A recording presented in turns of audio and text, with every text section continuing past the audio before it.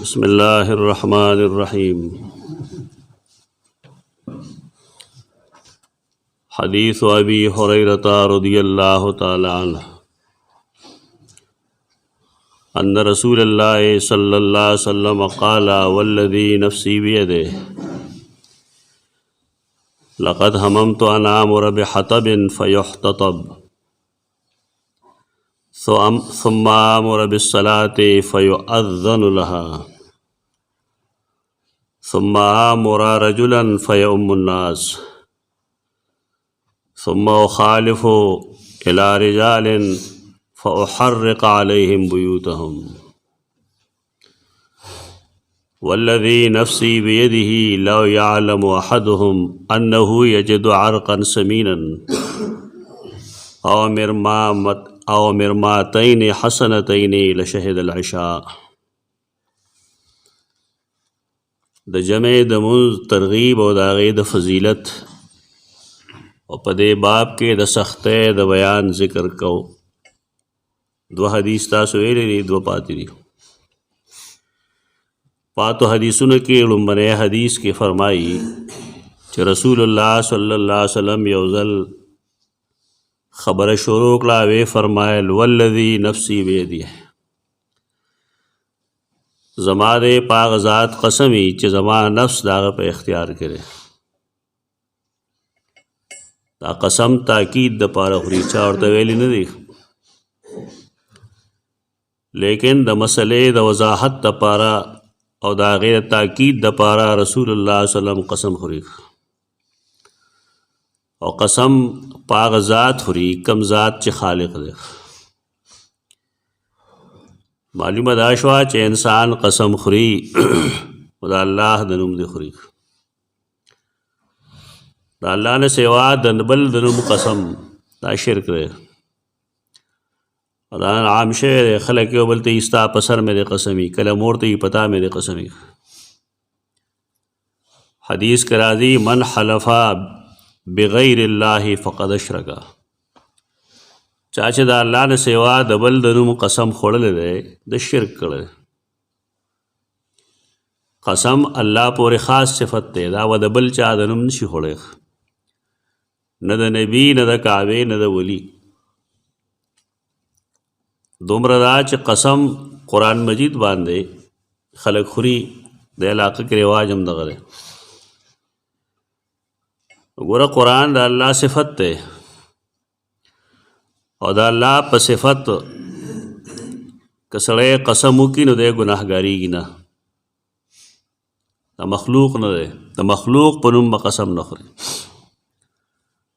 دلته سوال دغه نه دی، سوال دا دی چې آیا د نبی کریم صلی الله علیه وسلم په زمانه کې او د صحابه کرامو په زمانه کې دا رواج و چې سړی دی په قرآن مجید باندې قسم وخوري؟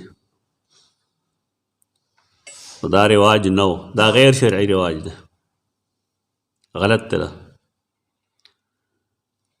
نبی کریم صلی الله علیه وسلم ډیرو خلکو له قسمونه ورکړي دي، لیکن هغې ته قرآن مجید نه کولو کړی. دلته خو رواج دی، خلک به په خپله قرآن راوالي، امام صاحب مخې ته کینې، سورې برات راوباسي او په هغې لاس کېږي. دا طریقه شرعي نه ده، دا غیر شرعي طریقه ده. دا خو د ځان نه یو عبادت جوړول دي. دا الله رسول ګڼو خلکو له قسمونه ورکړي دي، لیکن داسې نه وکړي. والله بالله ثم الله، دا الفاظ دي، والله بالله ثم الله. دا ټول سوزونه زمونږ ګډوډ شوي دي. والذي نفسي بيده، دې کې دا معلومه شوه چې د انساني نفسونو اختیار هغه الله سره دی. د الله د قدرت نه بهر د انسان څه شی نشته. او دې کې تعلیم دا دی چې د کم ذات په اختیار کې ستا روح دی، نو ته به قسم د هغه د نوم خورې، ځکه دا عبادت دی. والذي نفسي بيده، پیغمبر دروغجن نه وي، رښتینی، هغه له څوک قسم نه ورکوي. خورستو خبره چې کومه هغه بیانې نه پای کې د تاکید او سختۍ لپاره دا فرمایي چې لقد هممت ان آمر بحطب فیحطب، ما دا اراده کړې ده چې یو کس ته ووایم چې ډېر شی خشاک را جمع کړي، کټ کړي او راوړي. یو نه بلکې ان آمر، بس ووایم، مطلب دا ډېر خشاک را جمع شي. ثم آمر بالصلاة، او بیا چاته ووایم چې یاره مونځ شروع کړه، د مونځ حکم وکړم. د مونځ حکم دا دی چې فیؤذن لها، اذان د پاره اول بانګ د مونځ د پاره اول اذان وکړی شي. نو بیا بل چاته ووایم فیؤم الناس، چې خلق له امامتي ورکړي، بانګ ووایي او چاته ووایم چې هغه مخکې شي. زه به نه کوم په خپله مونځ. ثم اخالف الی رجال، او بیا لړ شم هغې خلقو پسې چې جومات ته نه دي راغلي. فاحرق علیهم بیوتهم، و د هغې کورونه د هغې سره وسوځوم. محدثین د دې لاندې نور حدیثونه هم جمع کوي. دا هغه خلق نه یادوي چې مونځ نه کوي، دا هغه خلق یادوي چې هغې مونځ کور کې کوي او جمع سره یې کوي. عربو کې دا مصیبت ډېر شوی دی. عربیان مونځ ګزار خو دي بېشک، خدا غلطي پکې هم شته اوس چې د مساجدو نه بهر د کار په ځایونو کې د جمع مونځونه کوي. نو دې ته ښه نشي ویلی، علما به ورته وایي جدا خبره ده، لیکن دا حدیث دی او ستا مخکې دی. د حدیث خلاف د چا خبره نه، دا ګپې به نه لګو چې کله یو حکم رسول الله صلی الله علیه وسلم کړی دی او د هغې مخالفت ته ته په دې وجه جایز وی چې عالمان وایي به نو دې ته غلطی وایي، دې ته دبه وایي، د هر چا څه وجه یي. هغه عالمان غریبانان دومره آزاد نه وي څومره چې مونږ یو. هغې د سرکار خلاف څه نشي ویلی. د دې وجه نه مونږ بار بار ویلي چې هلته یو کار کېږي نو هغې نه دلیل مه جوړوه. ٹھیک ده، که کېږي سنت مطابق ٹھیک ده، که نه کېږي بس غلط دی. نو دا حدیث هم شته دی چې دی د هغې خلقو باره کې ویلي دي چې هغې مسجد ته نه ځي. زمونږ خلک اوسي مسجد لرې دی، بل جوړ کړی، خوا کې نږدې بل جوړ کړی. جماعتونه خو ډېر شي، لیکن د سستۍ د وجې خلک مانځه نه ځي. د جماعت مسله نه ده، اصل مسله د سستی ده. او دویمه مسله هغه د دنیا ترجیح ده په دین باندې. دنیا یې په دین غالبه کړې ده، نور څه وجه نشته. مونږ ته یاد دی زمونږ دا مسجد و، دا ښکته کلي والا بانډې والا به چېرته تل لمانځله. دیو دلته مونږ سره 25 کاله مونځونه کړي. هغه سړک غاړې والا به چېرته تلل. مونځ چې کوي سړی هر ځای کوي، چې نه یې کوي نو هېڅ ځای نه کوي. ستا به خیال د هغې خوا کې جوماتونه جوړ شي، مساجد، دا ټول مونځ ګزار دي، جومات ډک شپه ورځ، که نه بار خلک ګرځي د مونځ وخت کې. اصل مسله دغه ده. نور احادیثو کې دا شته دی چې دا هغه خلق یادوي چې هغې د جمع مونځ په کور کې کوي. دا پروفیسر سټایب خلک دي، افیسر سټایب خلک دي کې دا مرض ډېر وي. راځه دلته مونځ وکړو، جماعت کې نه کوي، بیټک کې یا حجره کې یا غړته کښېني مونځ وکړي، دا مناسب نه دی.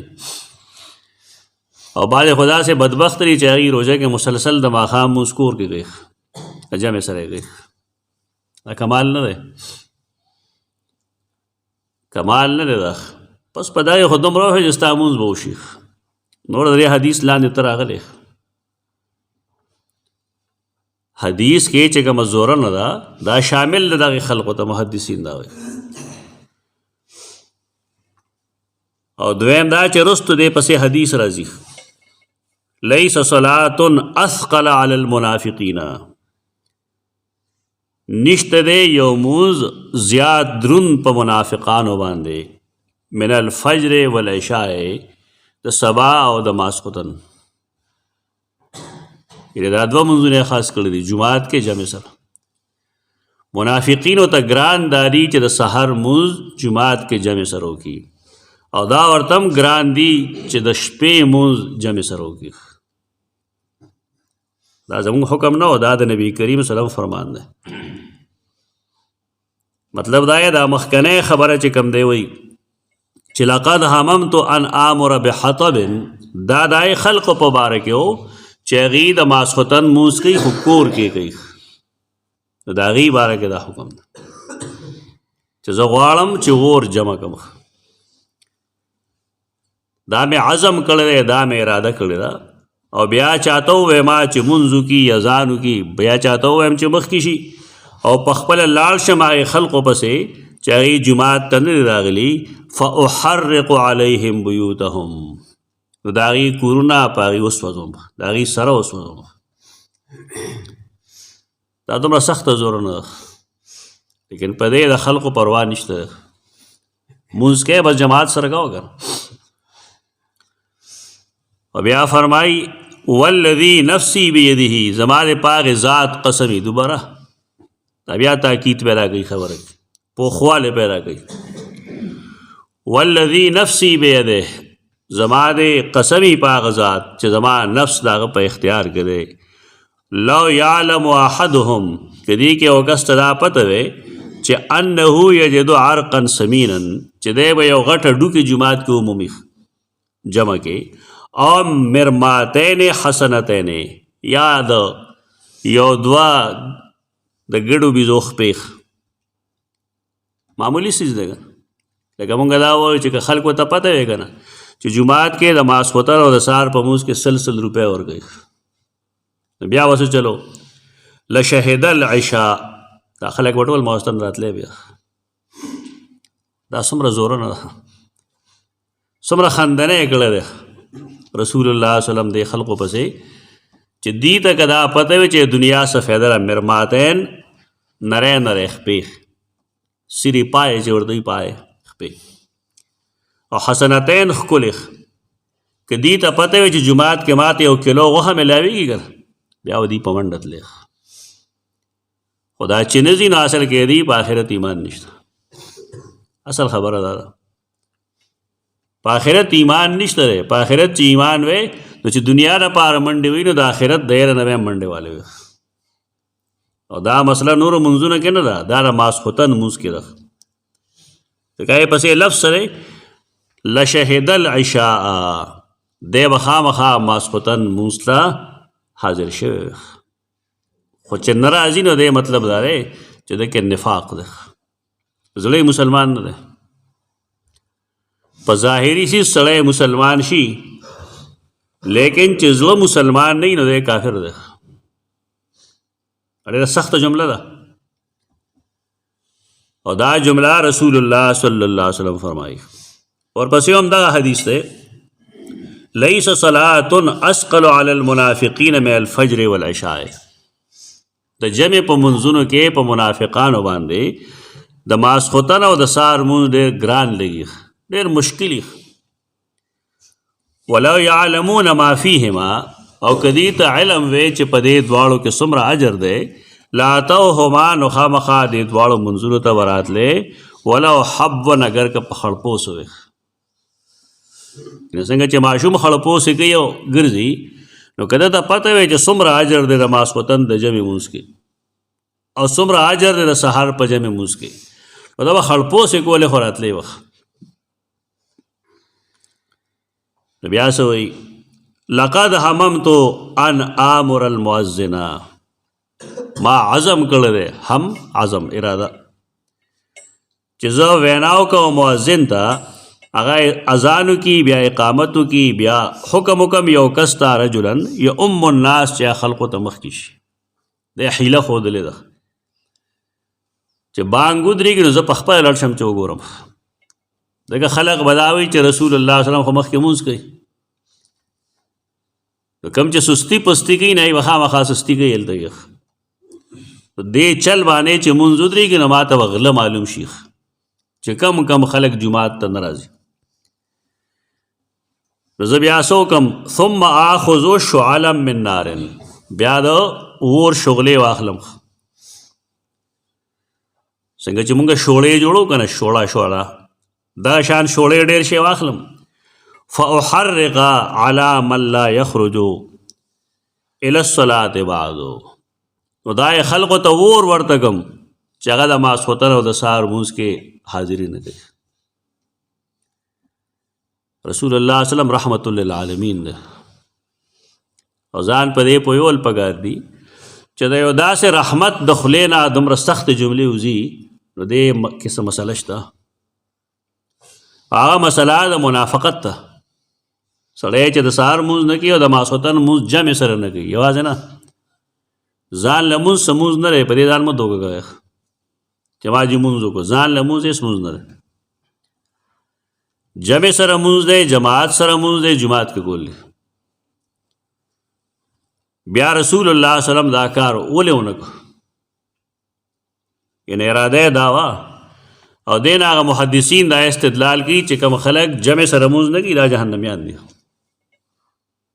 ځکه چې رسول الله ورته په دنیا کې اور ورته کوي نو مطلب دا چې آخرت کې هم دی له اور دی کړی دی لمونځ که چې کله شرعي ریکوایرمنټس نه پوره کوي ضرورتونه نو دا خو د چا پلار دین نه دی دا خو په هغې طریقه کوي په کومه طریقه چې الله او رسول غواړي بیا دا کار ولې ونه کړو نو احادیثو کې دا راځي چې په کور کې زنانه او ماشومان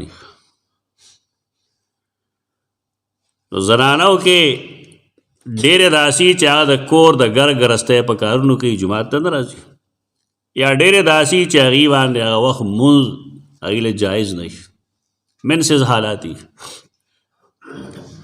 یا داسې ماشومانی چې په هغې لمونځ فرض نه شي نو هغې به پکې هم وسوځي د دې وجې نه رسول الله صلی الله علیه وسلم خپله دا اراده ترک کړې ده و هغه وي همم تو ما قصد کړو د دې خبرې دویمه خبره هغه دا ده چې دا عمارت آبادی به اور څنګه اخلي دا زمونږ خلکو ته ډېره لویه مسله جوړه شي دي خو داسې قسم آبادی ویني که نه څنګه چې زمونږ خو دې کې که ته اور وغورځوې نه چل وشي هېڅ نه کوي اصل کې د عربو خو داسې آبادی نه وي که د عربو آبادی خو جونګړې وې واښه ماښه به کجورې به وې نور ځنګلي بوټي به وایي که اور څنګه لګي هغې ته چې اور وغورځوې نه بیا خامخا لګي خو د حدیث د پوهېدو لپاره ضروري دا ده چې انسان ته د حدیث د بیان د وخت حالات هم معلومي دې لپاره چې بې ځایه بک بک نه کوي بعضې خلک د حدیث سره مخالفت کوي انکار یې کوي چې جي دا به څنګه آبادی به اور اخلي دا آبادی اور نه اخلي دیکھے چې بجلی او ته یو شی ګرم کړي بیا تماشا کو که دا آبادی هم اور اخلي تاسو به کتلي چې ډېر کرته یو شارټ سرکټ وي د هغې نه چې کوم دی ټول آبادی وسوځي دا خلک احادیثو باندې ایس بیس اعتراضات کوي د دې خیال دی چې دا مولانو جوړ کړي مولیانو سره نه لګي ده نو مولیانو سره نه لګي اخر سبب سره او دویم دا چې مولا صاحب عالم صاحب چې کوم دی هغه د الله او د هغه د رسول دین تا ته بیانوي په دې کې دا غلطي سره چې هغه تا ته قرآن وښیي هغه تا ته حدیث وښیي پکار دا چې موږ د هغې شکر گزار شو چې ستا ډېره ډېره مهرباني تعالی د الله اجر درکړي چې تا موږ ته د الله دین راورسوه نو بهرکیف د دواړو حدیثونو کې د رسول الله صلی الله علیه وسلم هغه تشدید سختی بیان شوه چې کوم خلک د ماسخوتن او د سهار لمونځ جمع سره نه کوي نو زما دا اراده ده چې دوی وسوځوم په اور باندې سوځول حرام دي ساواله څیز په اور سوځول حرام دي رسول الله صلی الله علیه وسلم دا فرمان هغه وخت کې کړی دی چې کله دا حرام نه و نن باندې خلک پخوا ډېر جادو داسې سپکې به ډېرې وې که نه خلکو کې نو اور به بلېده دې ځای نه به سپکه راوښکله هلته به یې غورځوله دا ګناه دی لا يعذب بالنار الا رب النار یو ژوندي سا والا څیز لبا په اور عذاب نه ورکوي ما سوا د رب النار نه د اور د مالک. یو سړی که مچو ته لوګې غوندې وکړي چې هغه وتښتي خو ټیک ده، خو که نه شوړی دومره نږدې وړی چې اټولې وسوځي، ډېر لوی ظلم یې کړی، دا ګناه دی. بعضې خلک میږي سوځوي، او زما علم کې یو سړی شته دی چې هغه دا کار وکړو نه واپس چې راغی د پټي نه ناړون شو، بیا به یې توبې وباسلې. په دې خو نه کېږي. دا خو کله کله الله نمونې ښیي موږ ته، د الله او د رسول د حکم خلاف ولګی، دا جایز نه دی، سوځول نه دی جایز. په بل څه طریقه مړ کړه، بس تاله تکلیف درکوي په بل څه طریقه یې مړ کړه، خو سوځی به نه. سوځول په اور باندې د سا والا څیز جایز نه دی. البته سا ته وتې را لکه تا چیرې میلې حلال کړی دی، سا ته ووته اوس دا خو غوښه ده چې ته یې ګرمې وکړه په کټوۍ کې پخې څنګه پخې به هغه ځان له څیز دی. ډېر خلک سپو سره دغه چل کوي، دا تارونه بارونه یې تو کړي د بجلۍ بلا سپي په هغې مري. دا خو ټیک د خپل مال حفاظت وکړو، خو دغې سزا به څوک خوري؟ د دین نه چې سړی واقف نه وي دا قسم حرکتونه کوي. غل مل خو پرېږده ټیک دا خو انسان و، لیکن دا کم شی چې غیر ذوی العقول دی او دی راځي او دغه حرکتونه ورسره خلکو کوي، بجلی باندې سوځېدل خو اور سوځېدل دي که خو دا غلطۍ دي، دا زموږ ژوند کې شته، جایز نه دي. رسول الله صلی الله علیه وسلم دا حدیث هغه زمانه کې فرمایلو چې کله الله دا حکم نه و کړی الله چې په اور سوځول حرام دي، ورنه بیا به هغې د دې دپاره بل څه خبره کړې ده. اقول قولي هذا استغفر الله لكم.